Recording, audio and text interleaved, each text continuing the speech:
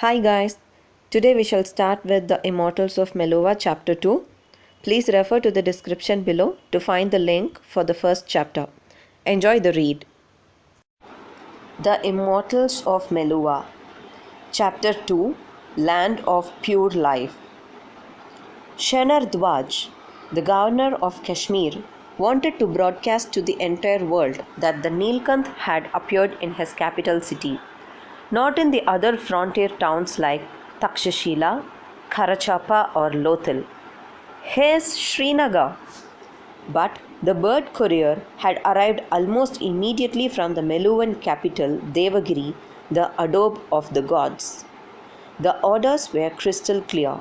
The news of the arrival of the Neelkanth had to be kept secret until the emperor himself had seen Shiva. Dwaj was ordered to send Shiva along with an escort to Devagiri. Most importantly, Shiva himself was not to be told about the legend. The emperor will advise the supposed Neelkanth in an appropriate manner, were the exact words in the message. Dwaj had the privilege of informing Shiva about the journey. Shiva, though, was not in the most amenable of moods. He was utterly perplexed by the sudden devotion of every Meluhan around him. Since he had been transferred to the gubernatorial residence where he lived in luxury, only the most important citizens of Srinagar had access to him. "My lord, we will be escorting you to Devagiri, our capital.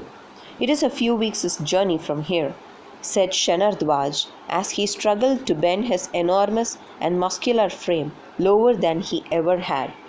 "I'm not going till somebody tells me what is going on. What the hell in this damned legend of the Neelkanth?" Shiva asked angrily. "My lord, please have faith in us. You will know the truth soon. The emperor himself will tell you when you reach Devagiri. And what about my tribe?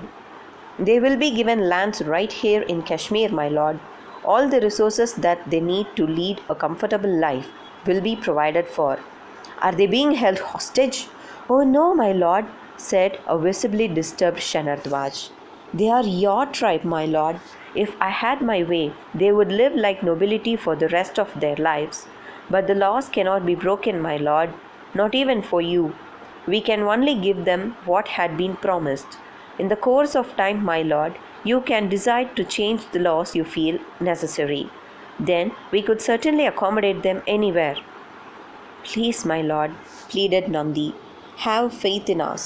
You cannot imagine how important you are to Meluha. We have been waiting for a very long time for you. We need your help. Please help me. Please." The memory of another desperate plea from a distraught woman years ago returned to haunt Shiva as he was stunned into silence. "Your destiny is much larger than these massive mountains." "Nonsense. I don't deserve any destiny. If these people knew my guilt, they would stop this bullshit instantly." "I don't know what to do, Batra." Shiva was sitting in the royal gardens on the banks of the Dal lake while his friend sat at his side, carefully filling some marijuana into a shilam. As Bhadra used the lit stick to bring the shilam to life, Shiva said impatiently, "That's a cue for you to speak, you fool." "No, that's actually a cue for me to hand you the shilam, Shiva." "Why will you not counsel me?" asked Shiva in anguish. "We are still the same friends who never made a move without consulting each other." Batra smiled. "No, we are not. You are the chief now. The tribe lives and dies by your decisions. It cannot be corrupted by any other person's influence. We are not like the Pakratis, where the chief has to listen to whoever in the loud mouth on their council. Only the chief's wisdom is supreme amongst the Gunas. That is our tradition." Shiva raised his eyes in exasperation. "Some traditions are meant to be broken." Bhadra stayed silent. Stretching his hand, Shiva grabbed the chilam from Bhadra. He took one deep puff, letting the marijuana spread its magnificence into his body.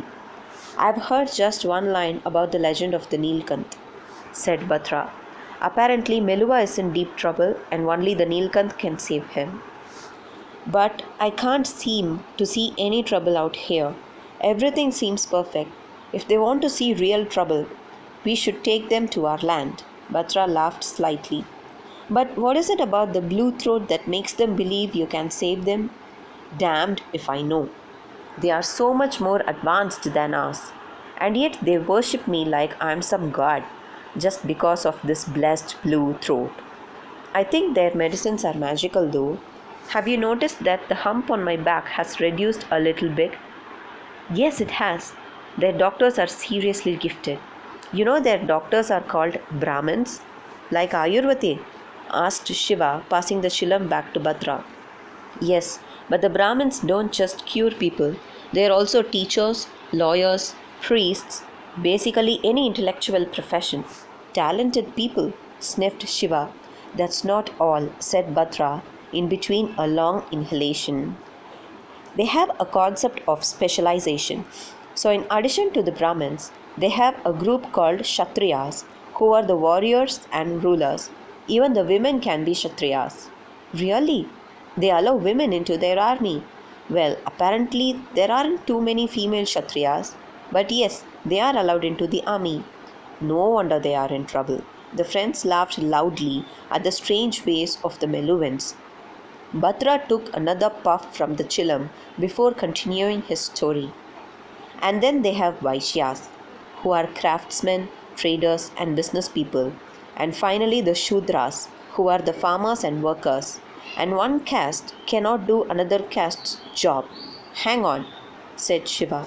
That means that since you are a warrior, you would not be allowed to trade at the marketplace? Yes, bloody stupid. How would you get me my marijuana? After all, that is the only thing you are useful for. Shiva leaned back to avoid the playful blow from Bhadra. All right, take it easy, he laughed. Stretching out, he grabbed the chilam from Bhadra and took another deep drag. We are talking about everything except what we should be talking about. Shiva became serious again. But seriously, strange as they are, what should I do? What are you thinking of doing? Shiva looked away as if contemplating the roses in the far corner of the garden. I don't want to run away once again. What? Asked Bhadra, not hearing Shiva's tormented whisper clearly. I said, I can't bear the guilt of running away once again. That wasn't your fault. Yes, it was. Bhadra fell silent. There was nothing that could be said. Covering his eyes, Shiva sighed once again. Yes, it was. Bhadra put his hand on his friend's shoulder, pressing it gently, letting the terrible moment pass. Shiva turned his face. I'm asking for advice, my friend. What should I do? If they need my help, I can't turn away from them. At the same time, how can I leave our tribe all by themselves out here? What should I do? Bhadra continued to hold Shiva's shoulder. He breathed deeply. He could think of an answer. It may have been the correct answer for Shiva, his friend. But was it the correct answer for Shiva, the leader? You have to find that wisdom yourself, Shiva. That is the tradition. Oh, the hell with you! Shiva threw the chilam back at Bhadra and stormed away. It was only a few days later that a minor caravan consisting of Shiva, Nandi, and 3 soldiers was scheduled to leave Srinagar. The small party would ensure that they moved quickly through the Ream and reached Devagiri as soon as possible. Governor Shenardwaj was anxious for Shiva to be recognized quickly by the empire as the true Neelkanth. He wanted to go down in history as the governor who found the Lord. Shiva had been made presentable for the emperor. His hair had been oiled and smoothened. Lines of expensive clothes, attractive earrings, necklaces, and other jewelry were brought to adorn his muscular frame. His fair face had been scrubbed clean with special Ayurvedic herbs to remove years of dead skin and decay. A cravat had been fabricated out of cotton to cover his glowing blue throat. Beads had been cleverly darned onto the cravat to make it look like the traditional necklaces that Meluhan men wore while on religious exercises. The cravat felt warm on his still cold throat. "I will be back soon," said Shiva as he hugged Bhadra's mother. He was amazed that the old lady's limp was a little less noticeable. "Their medicines are truly magical."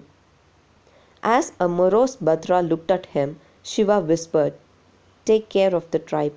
You are in charge till I come back." Bhadra stepped back, startled. "Shiva, you don't have to do that just because I'm your friend. I have to do it, you fool. And the reason I have to do it is that you are more capable than me." Bhadra stepped up and embraced Shiva, lest his friend noticed the tears in his eyes. "No, Shiva, I am not even in my dreams." "Shut up. Listen to me carefully," said Shiva as Bhadra smiled sadly. "I don't think the Gunas are at any risk out here, at least not as much as we were at Mount Kailash. But even then, if you feel you need any help, ask Ayurvati. I saw her when the tribe was ill. She showed tremendous commitment to save us all. She is worth trusting." Bhadra nodded, hugged Shiva again, and left the room. Ayurvati knocked politely on the door. "May I come in, my lord?" This was the first time she had come into his presence since that fateful moment 7 days back. It seemed like a lifetime to her. Though she appeared to be her confident self again, there was a slightly different look about her. She had the appearance of someone who had been touched by the divine. "Come in, Ayurvati, and please, none of this lord business. I am still the same uncouth immigrant you met a few days ago." "I am sorry about that comment, my lord. It was wrong of me to say that, and I am willing to accept any punishment that you may deem fit." "What's wrong with you? Why should I punish you for speaking the truth? Why should this bloody blue throat change anything?" "You will discover the reason, my lord," whispered Ayurvati with her head bowed. "We have waited centuries for you." "Centuries? In the name of the holy lake, why? What can I do that any of you smart people can't?" "The emperor will tell you, my lord. Suffice it to say that from all that I have heard from your tribe, if there is one person worthy of being the Neelkanth, it is you. Speaking of my tribe, I have told them that if they need any help, they can request you. I hope that is all right." "It would be my honor to provide any assistance to them, my lord." Saying this, she bent down to touch Shiva's feet in the traditional Indian form of showing respect. Shiva had resigned himself to accepting this gesture from most Meluhans, but immediately stepped back as Ayurvati bent down. "What the hell are you doing, Ayurvati?" asked a horrified Shiva. "You are a doctor, a giver of life. Don't embarrass me by touching my feet." Ayurvati looked up at Shiva, her eyes shining with admiration and devotion. This was certainly a man worthy of being the Neelkanth.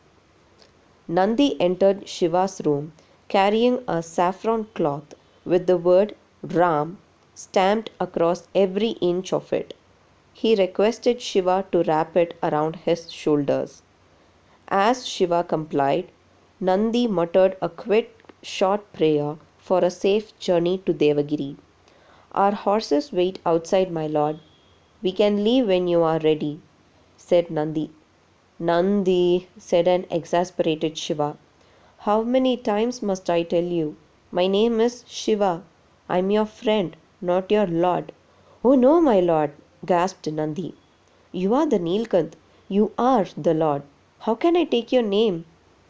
Shiva rolled his eyes, shook his head slightly, and turned towards the road.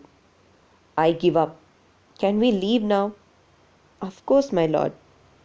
They stepped outside to see 3 mounted soldiers waiting patiently while tethered close to them were 3 more horses, one each for Shiva and Nandi, while the third was assigned for carrying the provisions.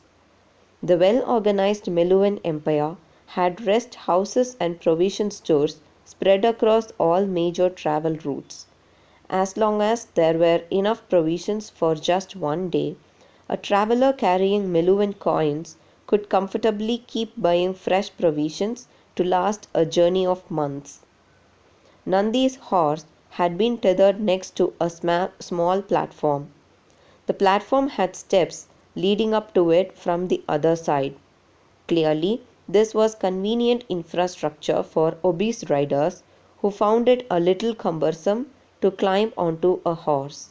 Shiva looked at Nandi's enormous form, then at his unfortunate horse, and then back at Nandi. "Are there any laws in Meluha against cruelty to animals?" asked Shiva with the most sincere of expressions. "Oh, yes, my lord, very strict laws. In Meluha, all life is precious. In fact, there are strict guidelines as to when and how animals can be slaughtered and." Suddenly Nandi stopped speaking. Shiva's joke had finally breached Nandi's slow wit. They both burst out laughing as Shiva slapped Nandi hard on his back. Shiva's entourage followed the course of the Jhelum, which had resumed its thunderous roar as it crashed down the lower Himalayas.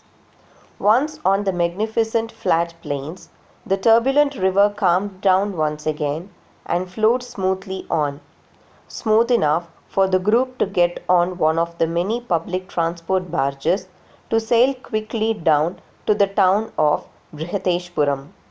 From there on, they went east by a well-laid and marked road through Punjab, the heart of the empire's northern reaches. Punjab literally meant the land of the five rivers, the land of the Indus, Jhelum, Chenab, Ravi, and Beas.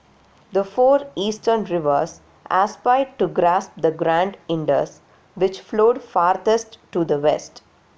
They succeeded spectacularly after convoluted journeys on the rich plains of Punjab.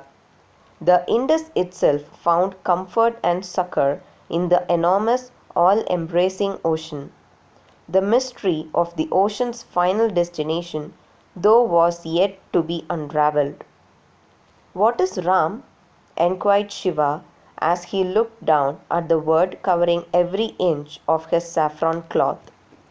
The three accompanying soldiers rode at a polite distance behind Shiva and Nandi, far enough not to overhear any conversation, but close enough to move in quickly at the first sign of trouble. It was a part of their standard Meluhan service rules.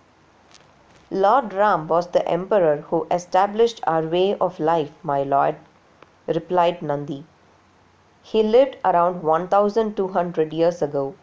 He created our systems, our rules, our ideologies, everything. His reign is known simply as Ram Rajya or the rule of Ram. The term Ram Rajya is considered to be the gold standard of how an empire must be administered to create a perfect life for all its citizens. Meluha is still run according to his principles. Jai Shri Ram." "He must have been quite a man, for he truly created a paradise right here on earth." Shiva did not lie when he said this. He truly believed that if there was a paradise somewhere, it couldn't have been very different from Meluha. This was the land of abundance, of almost ethereal perfection. It was an empire ruled by clearly codified and just laws to which every Meluhan was subordinated, including the emperor. The country supported a population of nearly 8 million, which without exception seemed well fed, healthy, and wealthy. The average intellect was exceptionally high. They were a slightly serious people, but unfailingly polite and civil. It seemed to be a flawless society where everyone knew his role and played it perfectly. They were conscious, nay obsessive about their duties. The simple truth hit Shiva. If the entire society was conscious of its duties, nobody would need to fight for their individual rights, since everybody's rights would be automatically taken care of through someone else's duties. Lord Ram was a genius. Shiva too repeated Nandi's cry, signifying glory to Ram, Jai Shri Ram. Having left their horses at the government authorized crossing house, they crossed the river Ravi close to Hariyupa, or the city of Hari. Shiva lingered there admiring Hariyupa at a slight distance, while his soldiers waited just beyond his shadow, having mounted their freshly allocated horses from the crossing house on the other side of the Ravi. Hariyupa was a much larger city than Srinagar and seemed grand from the outside. Shiva thought seriously about exploring the magnificent city, but that would have meant a delay in the trip to Devagiri. Next to Hariyupa, Shiva saw a construction project being executed. A new platform was being erected as Hariyupa had grown too populous to accommodate everyone on its existing platform. How the hell do they raise these magnificent platforms? Shiva made a mental note to visit the construction site on his return journey. At a distance, Jatta, the captain of the river crossing house, was talking to Nandi while he was about to climb the platform to mount his fresh horse. Avoid the road via Ratagiri, advised Jatta.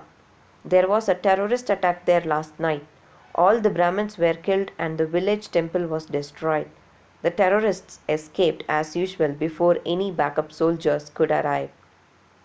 When in Lord Agni's name will we fight back? We should attack their country, snarled a visibly angry Nandi. I swear by Lord Indra, if I ever find one of these Chandravanshi terrorists, I will cut his body into minute pieces and feed it to the dogs, growled Jatta, clenching his fists tight. Jatta, we are followers of the Suryavanshis. We can think of barbaric warfare as such that, said Nandi. Do the terrorists follow the rules of war when they attack us? Don't they kill unarmed men? That does not mean that we can attack the same way, Captain.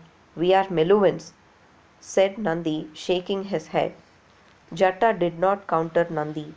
He was distracted by Shiva, still waiting at a distance. Is he with you? He asked. Yes. He doesn't wear a caste amulet? Is he a new immigrant? Yes, replied Nandi, getting uncomfortable answering questions about Shiva. And you are going to Devagiri? Asked an increasingly suspicious Jatta, looking harder towards Shiva's throat. I have heard some rumors coming from Srinagar, Nandi interrupted Jatta suddenly. Thank you for your help, Captain Jatta. Before Jatta could act on his suspicions, Nandi quickly climbed the platform, mounted his horse, and rode towards Shiva. Reaching quickly, he said, We should leave, my lord. Shiva wasn't listening. He was perplexed once again as he saw the proud Captain Jatta on his knees. Jatta was looking directly at Shiva with his hands folded in a respectful namaste. He appeared to be mumbling something very quickly. Shiva couldn't be sure from that distance, but it seemed that the captain was crying. He shook his head and whispered, Why? We should go, my lord, repeated Nandi a little louder. Shiva turned to him, nodded, and kicked his horse into action. Shiva looked to his left as he rode on the straight road, observing Nandi, goading his valiant horse along. He turned around and was not surprised to see his 3 bodyguard soldiers riding at exactly the same distance as before. Not too close, and yet not too far. He glanced back at Nandi, suspicious that the jewelry Nandi wore was not merely ornamental. He wore 2 amulets on his thick right arm. The first one had some symbolic lines which Shiva could not fathom. The second one appeared to have an animal etching, probably a bull. One of his gold chains had a pendant shaped like a perfectly circular sun with rays streaming outside. The other pendant was a brown elliptical seed-like object with small serrations all over it. Can you tell me the significance of your jewelry, or is that also a state secret? Teased Shiva. Of course I can, my lord, replied Nandi earnestly. He pointed at the first amulet that had been tied around his massive arm with a silky gold thread. This is the amulet which represents my caste. The lines drawn on it are a symbol of the shoulders of the Paramatma, the Almighty. This means that I am a Kshatriya. I am sure there are clearly codified guidelines for representing the other castes as well. Right you are, my lord. You are exceptionally intelligent. No, I am not. You people are just exceptionally predictable. Nandi smiled as Shiva continued. So what are they? What are what, my lord? The symbols for the Brahmins, Vaishyas, and Shudras. Well, if the lines are drawn to represent the head of the Paramatma, it would mean the wearer is a Brahmin. The symbol for a Vaishya would be the lines forming a symbol of the thighs of the Paramatma, and the feet of the Paramatma on the amulet would make the wearer a Shudra. Interesting, said Shiva with a slight frown. I imagine most Shudras are not too pleased about their placement. Nandi was quite surprised at Shiva's comments. He couldn't understand why a Shudra would have a problem with this long ordained symbol. But he kept quiet for fear of disagreeing with his lord. And the other amulet? Asked Shiva. This second amulet depicts my chosen tribe. Each chosen tribe takes on jobs which fit its profile. Every Meluhan, under the advice of their parents, applies for a chosen tribe when they turn 25 years old. Brahmins choose from birds, while Kshatriyas apply for animals. Flowers are allocated to Vaishyas, while Shudras must choose amongst fishes. The allocation board allocates the chosen tribe on the basis of a rigorous examination process. You must qualify for a chosen tribe that represents both your ambitions and skills. Choose a tribe that is too mighty, and you will embarrass yourself throughout your life if your achievements don't measure up to the standards of that tribe. Choose a tribe too lowly, and you will not be doing justice to your own talents. My chosen tribe is a bull. That is the animal that this amulet represents. And if I am not being rude, what does a bull mean in your rank of Kshatriya chosen tribes? Well, it's not as high as a lion, tiger, or an elephant, but it's not a rat or a pig either. Well, as far as I'm concerned, the bull can beat any lion or elephant, smiled Shiva. And what about the pendants on your chain? The brown seed is a representation of the last Mahadev, Lord Rudra. It symbolizes the protection and regeneration of life. Even divine weapons cannot destroy the life it protects. And the sun? My lord, the sun represents the fact that I am a follower of the Suryavanshi kings, the kings who are the descendants of the sun. What? The sun came down and some queen, teased an incredulous Shiva. Of course not, my lord, laughed Nandi. All it means is that we follow the solar calendar. So you could say that we are the followers of the path of the sun. In practical terms, it denotes that we are strong and steadfast. We honor our word and keep our promises even at the cost of our lives. We never break the law. We deal honorably even with those who are dishonorable. Like the sun, we never take from anyone but always give to others. We sear our duties into our consciousness so that we may never forget them. Being a Suryavanshi means that we must always strive to be honest, brave, and above all, loyal to the truth. A tall order. I assume that Lord Ram was a Suryavanshi king? Yes, of course, replied Nandi, his chest puffed up with pride. He was the Suryavanshi king. Jai Sri Ram. Jai Sri Ram, repeated Shiva. Nandi and Shiva crossed the river Beas on a boat. Their 3 soldiers waited to cross on the following craft. The Beas was the last river to be crossed, after which stretched the straight road towards Devagiri. Unseasonal rain the previous night had made the crossing house captain consider cancelling the day's crossing across the river. However, the weather had been relatively calm since the morning, allowing the captain to keep the service operational. Shiva and Nandi shared the boat with 2 other passengers as well as the boatman who rowed them across. They had traded in their existing horses at the crossing house for fresh horses on the other side.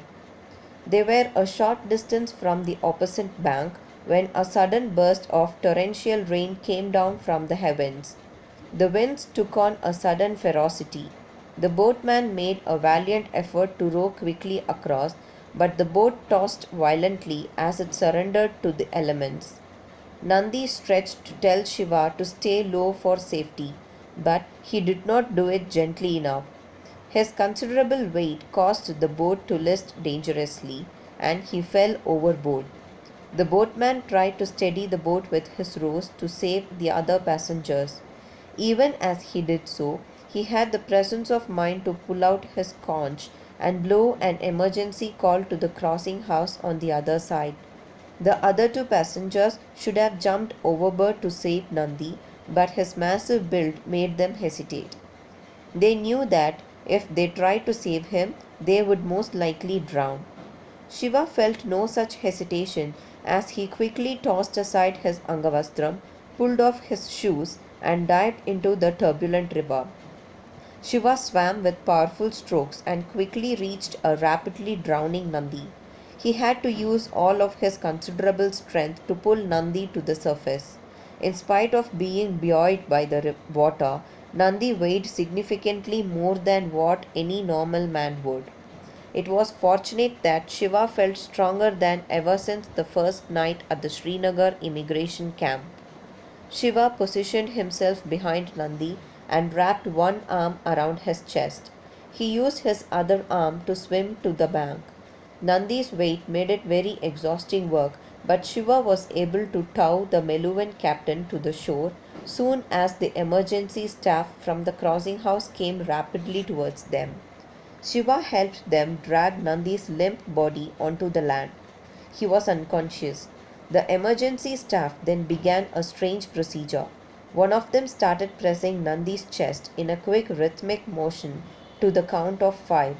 The moment he would stop, another emergency staff would cover Nandi's lips with his own and breathe hard into his mouth. Then they would repeat the procedure all over again. Shiva did not understand what was going on, but trusted both the knowledge as well as the commitment of the Meluhan medical personnel. After several anxious moments, Nandi suddenly coughed up a considerable amount of water and woke up with a start.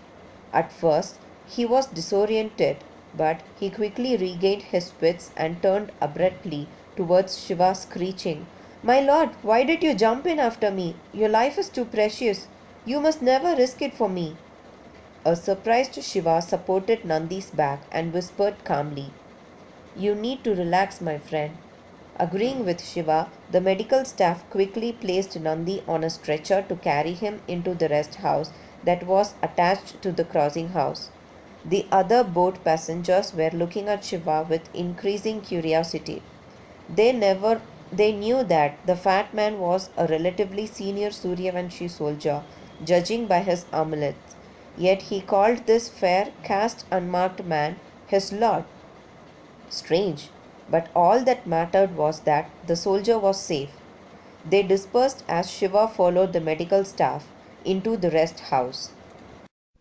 End of Chapter 2. Thank you for watching our video. Please do like, comment, share and subscribe our channel for more audiobooks. Please comment your views and requests for any audiobook that you want to listen to. Bye.